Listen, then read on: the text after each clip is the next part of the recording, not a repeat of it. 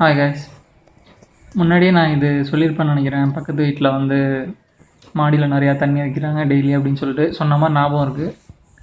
So இப்போ பறக்கிற புறாலாம் அங்கே குளிக்க ஆரம்பிச்சிருச்சு. நான் முன்னாடியே குளிக்க ஆரம்பிச்சிடும் அப்படின்னு நினச்சேன். பட் அங்கே தண்ணிலாம் அழுக்காக இருந்திருக்கும் போல். ஸோ இன்றைக்கி தான் வந்து நான் பார்த்தேன், ஒரு 4-5 புறா போய் அதில் குளிச்சுட்டு இருந்துச்சு. ஸோ அப்புறம் ஃபோன் எடுத்துகிட்டு வந்து அதை வீடியோ லாக் பண்ணேன். அந்த தண்ணி இப்போது பயங்கர க்ளீனாக தான் இருக்குது. முன்னாடி சிமெண்ட்டு அது இதெல்லாம் கலந்து ஒரு மாதிரி டஸ்டியாக இருக்கும். ஸோ அதனால் புறா அதில் போய் குளிக்கல போல இருக்குது. ஸோ இப்போதைக்கு புறா குளிக்கிறதுல எந்த ப்ராப்ளமும் இல்லை.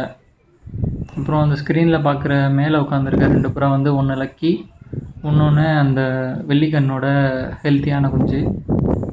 இப்போது அங்கே உட்காந்து சாப்பிட்ற பிளாக் வந்து வெள்ளிக்கண்ணோட அந்த வீக்கான குஞ்சு. இப்போ நான் கூட சொன்னேன்ல, ஒரு 20 நாளைக்கு மேலே தீனி கொடுத்துட்ருக்கேன்னு சொல்லிட்டு. ஸோ அதுவே தீனி பக்கத்துலேயே கிடந்துச்சுன்னா பொறுக்குது, நடந்தெல்லாம் போய் தீனிலாம் சாப்பிட மாட்டேங்குது. ஆனால் நடக்குது ஓரளவுக்கு, காலை சிரமப்பட்டு தூக்கி வச்சு நடந்துடுது, அது ஒன்றும் பிரச்சனை இல்லை. ஸோ அந்த புறாவை வெளியில் அந்த புது பொட்டியில் வச்சு அடைச்சிட்டேன்.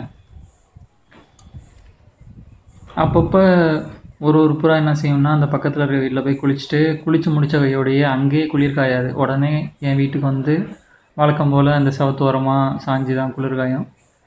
பட் இப்போது வந்து குளிக்கிறதுக்கு தண்ணி வைக்க தேவையில்லை அப்படிங்கிறது ஒரு சின்ன ரிலீஃப் தான். ஏன்னா அந்த வேலை ரொம்ப டெய்லி ரெக்கர்சிவாக இருக்கும். ஒரு நாளைக்கு 2 தடவை அந்த தண்ணியை மாற்றிட்டே இருக்க மாதிரி இருக்கும். ஸோ இப்போ அந்த ஒர்க் இல்லை. இந்த புறா வந்து ரொம்ப நேரம் பறக்கிற புறா. இதுக்கு ஜோடி போட தான் வந்து ஒரு ஃபீமேல் வாங்கிட்டு வந்தோம். அதுங்க ரெண்டும் இந்த கூண்டில் செட் ஆகிடுச்சு. ஸோ இதிலேயே அதை வச்சு பழக்கணும். அப்புறம் ரைட் சைடு இருக்க கம்பி கூண்டில் வந்து 2 சாக்லேட்டாக போட்டு வச்சுருக்கேன். சாக்லேட் ஃபீமேலு, சாக்லேட் மேலு, ரெண்டுமே வந்து முட்டை போடுற அளவுக்கு பெருசாகிடுச்சு. அப்புறம் அந்த தண்ணியில் காற்றடிக்கிறத வச்சே நீங்கள் அந்த தண்ணி எந்த அளவுக்கு க்ளீனாக இருக்குதுன்னு பார்க்கணும். ஒரு ஸ்விம்மிங் பூல் மாதிரி இருக்குது பாருங்களேன் அது. இது ஆனால் புறாவுக்கு வந்து கால் அளவுக்கு கூட இல்லை, ரொம்ப சின்ன கோண்டு டெப்த்து தான். ஸோ புறா அதில் இறங்கி குளிக்கிறதுக்கோ இல்லை தண்ணி குடிக்கிறதுக்கோ அதுக்கு எந்த டேஞ்சரும் இல்லை. அப்புறம் குஞ்சு வந்து இன்னும் பெருசாலாம் வளரல. பட் பீக்கெல்லாம் நல்ல பெரிய குஞ்சு மாதிரி வளருது. பட்டு வளர்த்தி அந்தளவுக்கு ரொம்ப எக்ஸ்போனென்ஷியலாக இல்லை. ஸோ அதுங்களோட பேரண்ட்ஸ் வந்து அடுத்து எக் வச்சிருச்சு. அப்புறம் இந்த வெள்ளிக்கண்ணுக்கும் இப்போ நான் சுத்தம்னா காமிச்சேன்ல, அந்த சின்ன கோண்டு பாக்ஸில் உட்காந்த தோரைக்கும் நான் ஒரு சேஞ்சஸ் பண்ணியிருக்கேன். அதை நான் அப்புறம் சொல்கிறேன். மற்றபடி சிக்ஸ் எல்லாம் இப்போதைக்கு எந்த பிரச்சனையும் இல்லை. ஸ்பைக்கோட 2 சிக்ஸ் வளர்ந்துருச்சு. அப்புறம் இந்த 2 ஃபீமேலாக சேர்ந்து அதோட 2 குஞ்சையும் நல்லா தான் வளர்த்துட்ருக்கு. ஸோ இந்த ஈடு முடிஞ்சவொடனே அதுங்க 2 பேருக்கும் ஜோடி போட்டுருவேன். அப்புறம் ஒரு சர்ப்ரைசிங்கான நியூஸ் இருக்குது, பட் அதை கடைசியில் சொல்கிறேன். இந்த பொட்டிக்கு வந்து ரொம்ப நைட்டு ஜிலுன்னு காற்றடிக்குது, புறா வந்து நடுங்கிட்டே நிற்கும் அப்படின்னு சொல்லிட்டு அது வந்து அரிசி பை. ஸோ அதை போட்டு மூடி வச்சுருக்கேன். ஸோ டெய்லி இனிமேல் அதை திறந்து மூடுறது ஒரு ஒர்க்கு ஆட் ஆகிடும். அப்புறம் இதில் தண்ணி இன்னும் இருக்குது. ஸோ இன்னும் ஒரு 2 நாளைக்கு அதை பற்றி கவலைப்பட தேவையில்லை. இதில் அரிசியும் கம்பும் மட்டும் கலந்து வச்சுருக்கேன். இப்போ தான் ரீசெண்டாக ஒரு 6 கிலோ வாங்கிட்டு வந்தேன் கம்பு. மிச்சம் இருக்கிறது ஒரு 1/2 வாளி இருக்குது. இது கொஞ்சம் நாளைக்கு தாங்கும். இதை எடுத்துகிட்டு போய் உள்ளே வச்சுருவேன். ஏன்னா ரொம்ப ட்ரையாக இருக்கும். அப்போ தான் வந்து புறா சாப்பிட நல்லாயிருக்கும். இது க்ளீன் பண்ணேன் இன்றைக்கி. ஸோ ஒரு பாதி வாளி அளவுக்கு வந்துச்சு குப்பை, ரொம்ப நாள் கழிச்சு க்ளீன் பண்ணதுனால. அப்புறம் இதுங்க 2லேயும் வந்து ஆல்ரெடி நான் சொன்னது தான், அந்த சாக்லேட் வச்சுருக்கேன். ஸோ இது உள்ளே தான் இருக்கும். பனியாக இருக்கக்கூடாதுன்னு சொல்லிட்டு மேலேயும் சைட்லேயும் கவர் பண்ணி வச்சுருக்கேன். தீனி அது உள்ளேயே இருக்குது. ஸோ இதுங்க சீக்கிரம் சேர்ந்துடும். அந்த சாக்லேட்டு ஃபீமேல் வந்து முட்டை வைக்க ரெடியாக இருக்குது. எனக்கு நிறைய ப்ராடக்ட் அது சேர்ந்துருச்சு ஆல்ரெடி. அப்புறம் இந்த பொட்டியில், மரப்பொட்டியில் வந்து நான் ப்ரீடிங்காண்டி செஞ்சேன், உங்களுக்கே தெரியும். ஸோ இதுங்க 2ம் டிஃபால்ட்டாக இதுலேயே அடைய ஆரம்பிச்சிருச்சு. இதுங்களை பற்றி நான் ஒரு மேட்ரு சொல்கிறேன். இந்த ஃபீமேலை பார்த்து வச்சிங்க, அது பின்னாடி நான் ஒரு ரெஃபரன்ஸ் பண்ணும்போது யூஸ் ஆகும். ஹாய், இந்த புறா உங்களுக்கு ஞாபகம் இருக்கா?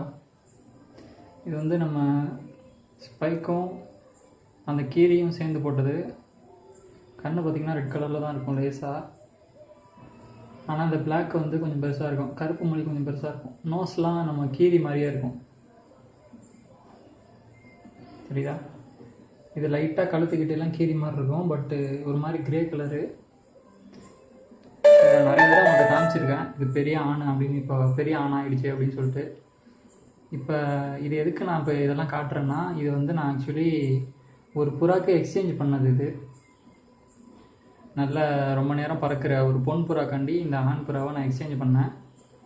இந்த புறாவை எக்ஸ்சேஞ்ச் பண்ணி ஒரு 3-4 நாளைக்கு மேலே ஆகுது, அப்படி தான் நினைக்கிறேன்.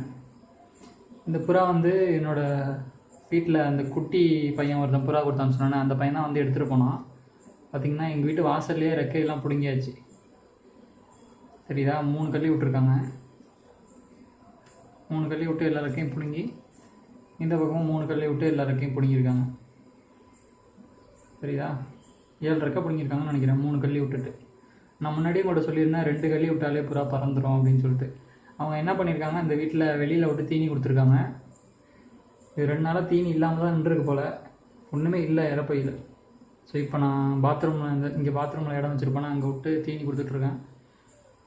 ஆள் நல்ல பல்காக இருக்காப்புல. நானே இதை தூக்கி பார்த்ததில்ல ரொம்ப நாளாக. இப்போது என்னடா ஒரு புறா எக்ஸ்ட்ரா இருக்கே அப்படின்னு பார்த்தா இந்த புறா வந்திருக்கு. ஸோ இதுலேருந்து நீங்கள் என்ன தெரிஞ்சுக்கணுன்னா, 2 கள்ளி கூட விடக்கூடாது. அப்படி இந்த மாதிரி 3 கள்ளி 2 கள்ளி விட்றீங்கன்னா பிடிச்சி இந்த இடத்துல டேப் அடிச்சிடணும். தெரியுதா, இந்த இடத்துல டேப் அடிச்சிடணும், இல்லைன்னா அது கண்டிப்பாக பறக்கும். தெரியுதா, அது ஒரு மாதிரி அப்படி ரெக்கை ஃப்ளாப் பண்ணும்போது ஒரு சவுண்டு வரும். அந்த சவுண்டு வந்துச்சுனாலே அதுக்கு ஏரில் இருக்க தன்மை கிடச்சிரும். ஸோ அதனால் இந்த மாதிரி ரெக்க விடாதீங்க. இது அந்த பையன்கிட்ட எக்ஸ்சேஞ்ச் பண்ணி, அது எவ்வளோ தூரம் தெரியுமா இருக்கும், கண்டிப்பாக 10 கிலோமீட்டருக்கு மேலே இருக்கும். இங்கேருந்து நாங்கள் பைக் எடுத்துகிட்டு போகணுன்னா ஒரு 25 நிமிஷத்துக்கு மேலே ட்ராவல் பண்ணணும் இந்த புறாவை கொடுத்த இடத்துல. அது நான் அந்த புறா வாங்க போகும்போது அங்கே போயிருக்கேன். அது அந்த பையன் ரூட் சொல்லி தான் போனோம். அப்போ ஒரு அரை மணி நேரத்துக்கு மேலே ஆச்சு. ரூட்டு தெரிஞ்சு போனால் 20 நிமிஷத்தில் போகலாம். ஆனால் அவ்வளோ தூரத்துலேருந்து இது வரைக்கும் ட்ரைனிங்கே இல்லாமல் இந்த புறா வந்தது ஒரு பெரிய ஆச்சரியம் தான். ஸோ இது என்கிட்ட தான் நிற்கும். அந்த குட்டி பையன் வந்து இதை கொடுத்துடலாம் அப்படின்னு சொன்னான்னா கொடுத்துருவேன், இல்லைனா அது என்கிட்ட தான் நிற்கும். ஸோ இப்போது நான் என்னோடய ரூமில் வச்சு நல்லா தீனி அடிச்சுட்டு நாளைக்கு காலைல வெளியில் விட்ருவோம். ஸோ ஒரு குட் நியூஸ், கடைசியாக உங்களுக்கு சொல்கிறதுக்கு ஒரே ஒரு குட் நியூஸ் கிடச்சதுன்னு நினச்சி பெரிய சந்தோஷம். பாய்.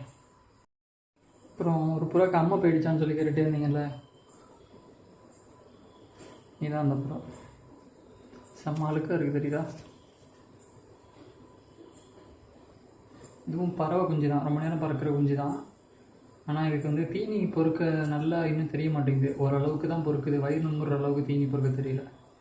இறப்பையில் தீனிலாம் இருக்குது, பட் நல்லா ஃபுல்லாக இல்லை. இந்த இது வரைக்கும் இருக்கும், அதெல்லாம் இல்லை, ஒட்டி போய் இருக்குது. கொஞ்சோண்டு தீனி தெரியுது. ஸோ அதெல்லாம் நல்லா சாப்பிட்டுச்சுன்னா சீக்கிரமாக வளர்ந்துடும். கீழேலாம் பார்த்திங்கன்னா இதெல்லாம் தெரியுது பார்த்திங்களா, இதெல்லாம் வந்து ஃபுல்லாக வளரலைங்கிறது கிடையாது. இந்த இடம் அப்படியே தெரியும். மற்றபடி இதில் இந்த மூக்கிலெல்லாம் கருத்துக்கிட்டு வருது பாருங்கள் அந்த அம்மை, தெரியுதா. கண்ணில் இருந்த அம்மை வந்து குறைஞ்சிருச்சியா, முன்னாடி கண்ணில் பெருசாக இருந்துச்சு, இப்போ குறைஞ்சிருச்சு. மூக்கில் இருக்கிறது வந்து அப்படியே இருக்குது. அது நான் மஞ்சள் போட அது கொட்டிடும். இந்த சைடு கண்ணில் இருந்துச்சு, அது கீழே விழுந்துருச்சு அந்த அம்மை. அப்புறம் ரெக்கையில் இருந்துச்சு, தெரியுதா. இந்த இடத்துல என்ன இருக்குது, அது போக கொட்டும் போல். அந்த இடத்துல ஒரு கள்ளி முளைக்கணும், அந்த அம்மை என்னால் முளைக்காமல் இருக்குது. வேறு பின்னாடி பக்கம்லாம் இருக்குது, அதுக்கெல்லாம் மருந்து போட்டுட்ருக்கேன். ஸோ இப்போ அந்த இடத்துலலாம் ஃபுல்லாக இது முளைச்சிருச்சு, முடி முளைச்சிருச்சு. அதனால் அது கலக்கி தான் பார்க்க வேண்டியதாக இருக்குது. குட்டி இடத்துல தான் அந்த அம்மா இருக்குது. ஸோ அதுவும் சீக்கிரம் போய்டும்னு நினைக்கிறேன். இந்த மஞ்சையெல்லாம் வந்து நான் இப்போ டெய்லி போட்டுக்கிட்டு இருக்கிறதுனால ஒரே மஞ்சன்னு இருக்குது. இன்னும் ஒரு 10-15 நாளில் இது குளிக்க தெரிகிற அளவுக்கு வளர்ந்துடும். இப்போ நான் வெளியில் தான் அதை விட்டு வளர்த்துட்ருக்கேன். குளிக்க ஆரம்பிச்சிச்சுன்னா அந்த அழுக்கெல்லாம் போய்டும். காலில் ஒன்று இருக்குது. ஸோ இதெல்லாம் வந்து சீக்கிரமே கொட்டிடும். எண்ணெயில் கலந்து மஞ்சள் போட்டுட்டு தான் இருக்கேன். ஸோ இந்த புறா முன்னாடி செம்ம ஹீட்டாக இருக்கும், இப்போ அந்தளவுக்குலாம் இல்லை, நார்மலாக தான் இருக்குது. ஸோ ஒன்றும் பிரச்சனை இல்லை. ஸோ இதையும் பாத்ரூமில் தான் வச்சுருக்கேன். காலையில் மஞ்சள் போட்டுட்டு இதை திறந்து விடுவேன். ஸ்டார்ட் பண்ணும்போது ஒரு ஆடு ஒன்று வந்துச்சுல்ல, அந்த ஆடு என்னென்னா ஃபோன்பே அப்படின்னு சொல்லிட்டு ஒரு அப்ளிகேஷனு. அந்த அப்ளிகேஷன் வந்து நான் இதுக்கு முன்னாடி டெஸ்ட்னு ஒரு அப்ளிகேஷன் வந்து ரெக்கமெண்ட் பண்ணல, அதே மாதிரி தான். ஆனால் டெஸ்ட்டில் வந்து 55 rupees தான் ஏறும். பட் இந்த ஃபோன்பேயில் என்னோடய ரெக்கமெண்டேஷனில் நீங்கள் அதை டவுன்லோட் பண்ணிங்கன்னா உங்களுக்கு 75 ரூபா கிடைக்கும். அதுக்கப்புறம் ஃபஸ்ட்டு ட்ரான்சாக்ஷன் பண்ணிங்கன்னா இன்னொரு 75 ரூபா கிடைக்கும். ஸோ இதே போல் நீங்கள் 7500 ரூபா வரைக்கும் ஒரு வருஷத்துக்கு சம்பாதிக்கலாம். ஸோ ஆல்ரெடி நான் அதை யூஸ் பண்ணிகிட்ருக்கேன். அதிலேருந்து எனக்கு அமௌண்ட் வந்துட்டுருக்கு. அது மூலிமா ரீசார்ஜு, எலக்ட்ரிக் பில்லு அது மாதிரி யூஸ் பண்ணிகிட்ருக்கேன். ஸோ நீங்களும் உங்களோட ஃப்ரெண்ட்ஸுக்கு ஷேர் பண்ணி அதிலேருந்து எவ்வளோ எடுக்க முடியுமோ எடுங்க. நம்மக்கிட்டேருந்து தான் எல்லா ஆப்ரேட்டர்ஸும் பணம் பிடுங்குறாங்க. இந்த மாதிரி ஒரு சில ஆண்ட்ராய்டு அப்ளிகேஷன் யூஸ் பண்ணி நம்ம கொஞ்சமாச்சும் கெயின் பண்ணோம். தேங்க்யூ. பாய் பாய்.